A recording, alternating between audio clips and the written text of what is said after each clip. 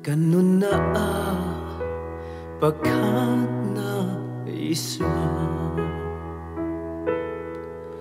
Thil eng kim chunga Pakhatnaah Isua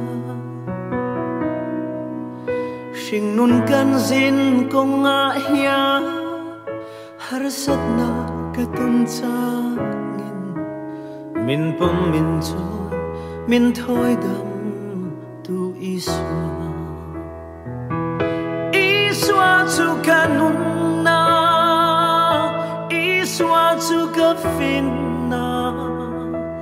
Isua chu ka chak na ka in thuam na en kim chan nu athar pele tu Isua chu kanun na Pakhatnaah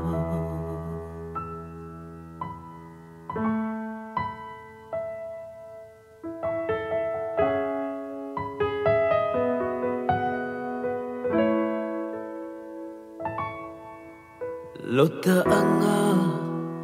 leimoy na thirin Athutak luksan oldon mange Ma se Abraham anga Vanlam o ngai thadu chua Hosak na ayin lal Isua an khang tri Isua chu kanun na Isua chu ka fin na Isua chu ka chak na ka in thuam na en kim chan nu athar pele tu Isua chu kanun na Pakhatnaah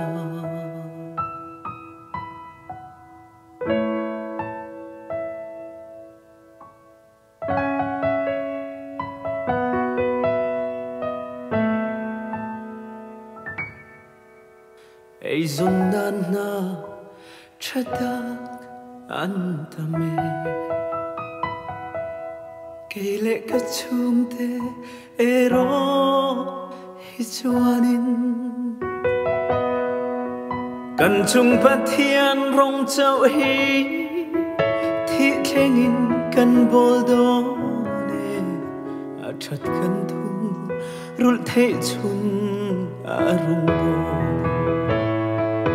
Isua chu kanun na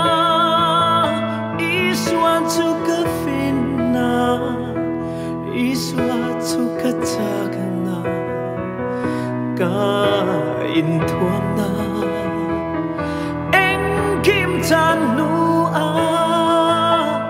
athar pele tu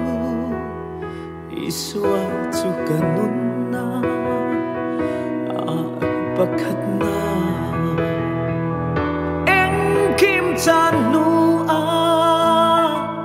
athar pele tu